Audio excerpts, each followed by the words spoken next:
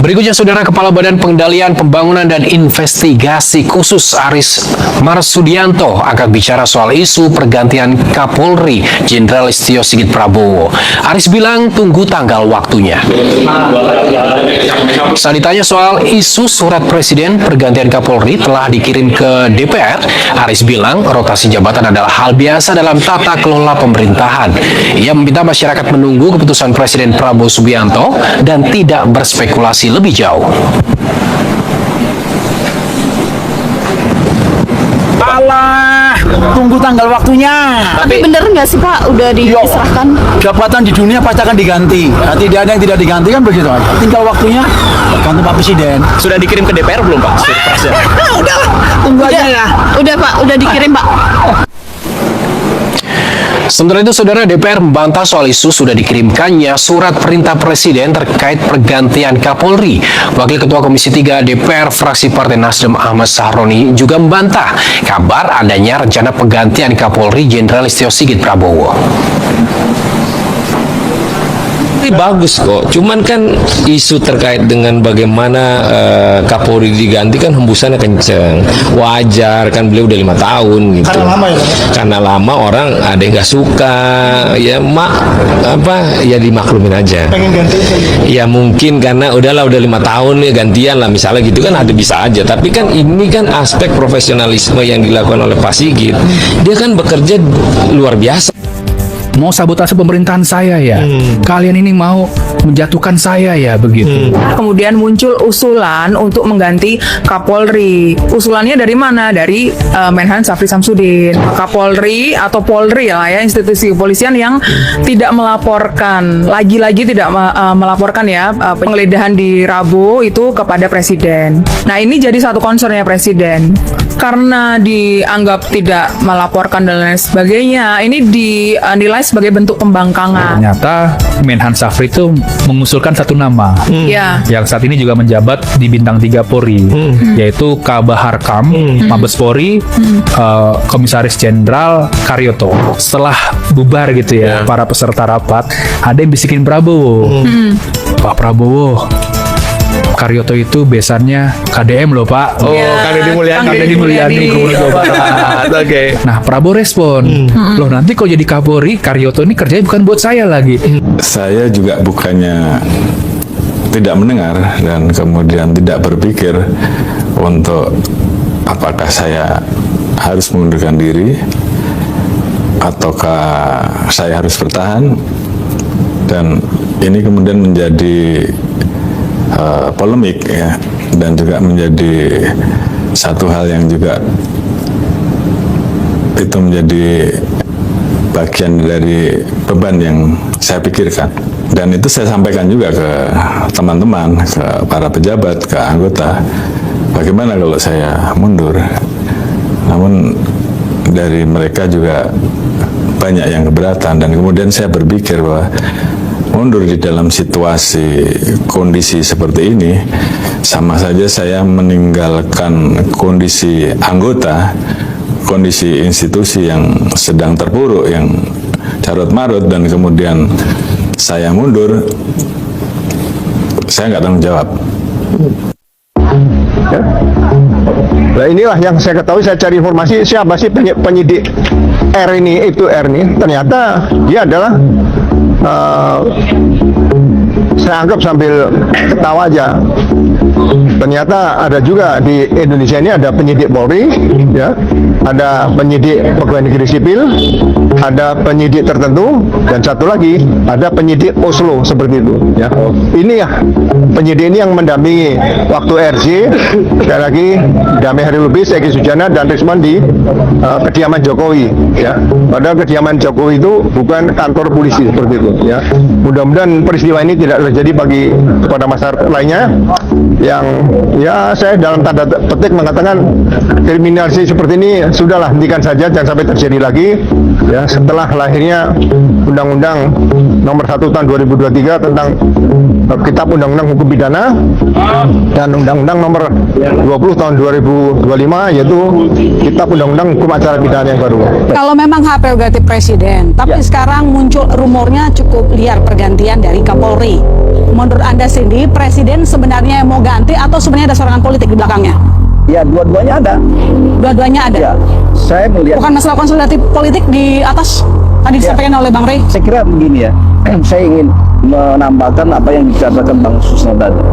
Bahwa sebenarnya soal penggantian itu kan hak prerogatif Presiden. Nah, kemudian, tapi tidak tepat sekarang. Tidak tepat dalam bulan ini. Kenapa tidak tepat? Saya melihat kalau ini diganti, pasti tafsirnya karena mentersangkakan FA. Iya. Nah, kalau mentersangkakan FA berarti ada kesan Pak Presiden tidak berkomitmen memberantas korupsi. Ya kan? Dan untuk mentersangkakan FA itu tidak gampang. Dia mempunyai posisi yang strategis sebagai penegak hukum, dan ini apa yang dilakukan oleh Kortas Tipikor dan Polda Metro Jaya ini adalah bagian dari dalam rangka memberantas korupsi. Apakah dengan demikian Kapolri yang diganti ini tidak tepat? Nanti jangan sampai, hati-hati Presiden dalam mengambil keputusan.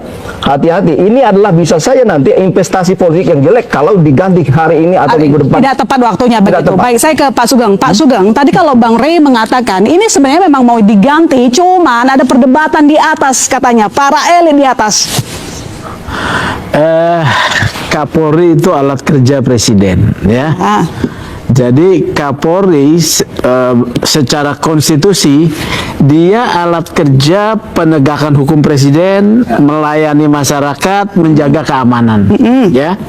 Nah, sebagai alat kerja dia ternyata tetap dipakai, ya.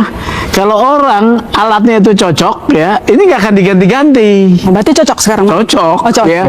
Karena program dia ketika dikerjakan oleh pihak lain, ya, program pangan, ya, kan nggak begitu berhasil. Kalau cocok. Pencopotan Kapolri Jenderal Listio Sigit Prabowo. Jadi belum ada disebut sebagai reformasi Polri kalau belum ada pencopotan Kapolri Jenderal Listio Prabowo.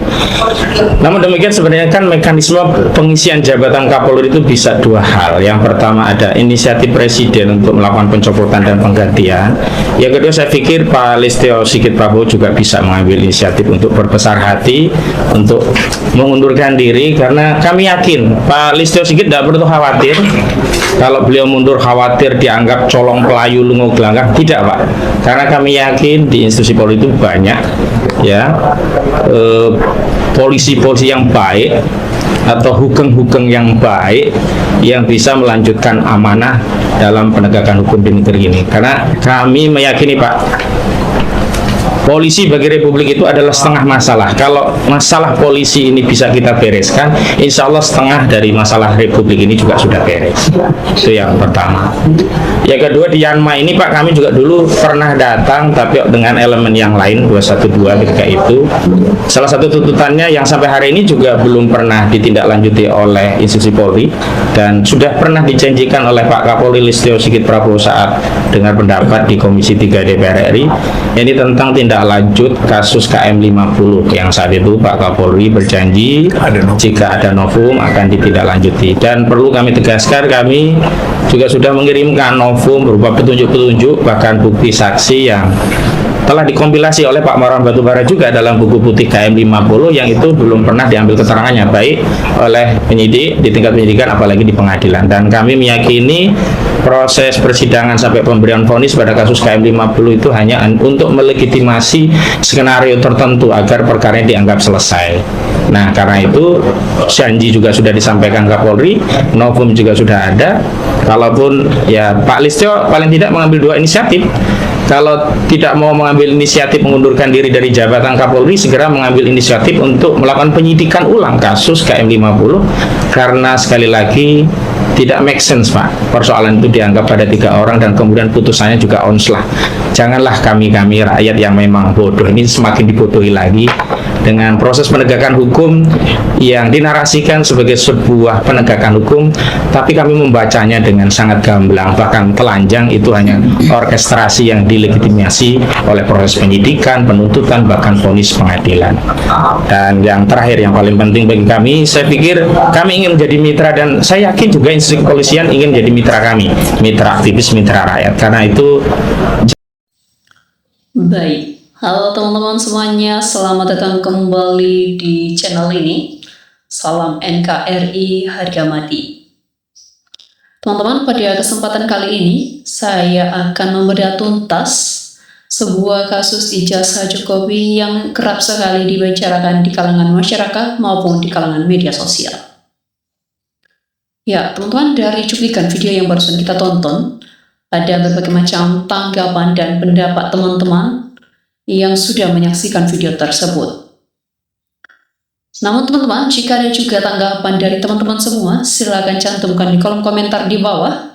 Mari kita berpikir kritis, mari kita saling berbagi pendapat tentang isu politik yang sedang terjadi di negara kita yang kita cintai ini. Ya, teman-teman, kita tidak usah lagi berlama-lama, mari kita simak komentar-komentar dari teman-teman kita. Ya, di sini disampaikan oleh teman kita Sumalyo yang mengatakan, ayo bagi yang mengetahui permasalahan ijazah UGM Jokowi, harap bersuara biar jelas dan terang, biar nggak gaduh terus. Alfiza April mengatakan, Jokowi biang kerok rusaknya lembaga pendidikan terutama UGM. Mustika mengatakan, Rektor UGM OVA harus diusut tuntas. Wibowo mengatakan, terus maju Bu, rakyat Indonesia mendukungmu. Putra Uga mengatakan, rektornya nanti bila semua terbukti bahwa Jokowi tidak punya ijazah, harus dihukum seberat-beratnya, paling tidak penjara seumur hidup. Jabal Nur mengatakan, kupas tuntas ijazah palsu yang merugikan semua pihak, instansi, dan pelajar yang menempuh ilmu dan ijazah asli. Wahyudi Hidayat mengatakan, kasus ijazah harus dituntaskan supaya anak cucu kita tidak mencontoh pimpinan nasional yang tidak jelas ijazahnya. Maju terus pantang mundur surat Dira Jayaningrat Lebur Dening Pangastuti. Ngadirinah mengatakan, wah UGM ternyata banyak lancau. Terlanjut teman-teman, Pak Agus mengatakan, tuntut saja Bu, tolong itu para pengacara tuntut rektor tidak punya moral dan etika. Para ahli hukum ini adalah amal soleh yang diberikan Allah kepada Anda semua. Bambang Wahyudi mengatakan, terus suarakan kebenaran, maju terus. Herumullah mengatakan, kecuali Prabowo sudah tidak jadi presiden lagi, karena persoalan ini semua lembaga dibungkam. Dari MA, DPR, dan MPR tidak bisa berbuat banyak. Semua ini pasti ada dalang berkelompok yang lindungi mereka. Jadi otak-otak dan dalang ini harus diobrak-abrik dan tangkap semua, kalau tidak Indonesia bisa bahaya karena mereka main duit semua. Sri Handayani mengatakan, terus berjuang demi menegakkan kebenaran dan keadilan. Abdul Salam mengatakan, ya Allah, ini sumbernya yang di UGM jadi rusak. Universitas atau lembaga pendidikan nomor 1 se-Indonesia orang yang merusak. Muhammad Mukhlis mengatakan, tangkap mantan Presiden Jokowi, adili dan penjarakan. Ana mengatakan, Rektor OVA harus dihukum mati, udah ngajak-ngajak negara Republik Indonesia seluruh rakyat kau tipu, bisa-bisa hancur negara UGM juga. Totok Marionto mengatakan, selalu orang yang jujur selalu disingkirkan di negeri yang isinya manusia-manusia rakus. Harta tahta ini, moral dan nurani sudah hilang. Minakel mengatakan, ya memang gak adalah ijazah, kuliahnya aja di Pasar Pramuka Sablenglo. Bisa Kerja mengatakan, UGM sekarang sudah rusak gara-gara rektor OVA demi uang menghalalkan segala cara diproses aja dan dipecat. Teman-teman, Pak Agus mengatakan kembali, penjara seumur hidup masih enak dimiskinkan dan penjara seumur hidup karena sudah mendukung bohong. Bikin gaduh bertahun-tahun dan juga saya yakin dapat uang sogokan dan melanggar Undang-Undang Dasar menghalangi negara dalam mencerdaskan bangsa. Itu di pembukaan dan visi misi utama negara berdiri. Pangkasena mengatakan Rektor OVA muka Germo itu. Dudi Juandi mengatakan, ayo bergerak para mahasiswa UGM. Seandainya diam saja dan dibiarkan seolah-olah semua mahasiswa membenarkan Jokowi. Teman-teman, Rasimun mengatakan Bu Ova wajib dipenjara melindungi kebusukan bikin resah rakyat se-Indonesia. Nonai mengatakan, ini ibu benar-benar orang yang jujur, biasanya kalau di pemerintahan dikuncilkan, ini harus dikejar kebenarannya. Daun mengatakan, catat pejabat yang di era Jokowi yang katanya mahasiswa UGM, merekalah yang merusak citra nama besar UGM. Arifin mengatakan, rektor perusak pendidikan harus dihukum seberat-beratnya. Nonai mengatakan, saya dari Kaltim Samarinda, saya berharap teguh berjuang untuk kebenaran, insya Allah masuk surga. Ya, teman-teman, Arnie mengatakan kejamnya kejahatan di dunia pendidikan karena jujur. Amsterdam mengatakan ijazah palsu ini merupakan kejahatan yang sangat keji. Selain pengkhianatan kepada bangsa dan negara, RI juga mengkhianati dunia pendidikan. Haji Rahmat mengatakan karena kerusakan makin meluas, korbannya makin banyak, dan semua hanya bersumber dari selembar ijazah, maka pengguna dan yang melindungi ijazah palsu wajib dihukum mati. Siti Umihani mengatakan UGM apa milik Ova Emilia, kok dengan bangganya memecat dosen aktif. SFD mengatakan bukan saja benci tapi muak atas kelakuan Jokowi. Ijazah tidak jelas malah diduga palsu. Gibran ijazah SMA saja tidak punya. Masa penduduk 280 juta kita ditipu mentah-mentah sama Jokowi. Keluarga dan para penyembahnya termasuk rektor UGM yang merusak nama besar UGM demi melindungi ijazah palsu. Pak Mor mengatakan Ova sudah mengurangi peran dosen, harus dihukum. Arnie Wulansari mengatakan kebenaran akan mencari jalannya sendiri. Uang ibu terima air bening, jadi berkah, sehat selalu ibu, pembimbing putra-putri bangsa. Teman-teman, Ahmad Saleh mengatakan, segera semua tokoh bersuara jujur terhadap kebenaran dan keadilan demi membela bangsa dan negara kita yang kita cintai. Rosita mengatakan, usut semua aktor-aktor biadab, perusak institusi pendidikan, Rektor Ova Pratikno Eko Sulistyo, usut sampai akar-akarnya, rusak semua sistem negara ini, manusia tak ada moral hati nurani, biadab hukum seberat-beratnya. Opal Ab12 mengatakan, Ova Emilia selalu rektor UGM telah lakukan intimidasi terhadap dosen, harus dipecat bila benar hal ini terjadi. Nah teman-teman, demikian pendapat dari teman-teman kita untuk cuplikan video kali ini. Sampai jumpa di pembahasan selanjutnya, tetap kritis dan salam NKRI harga mati.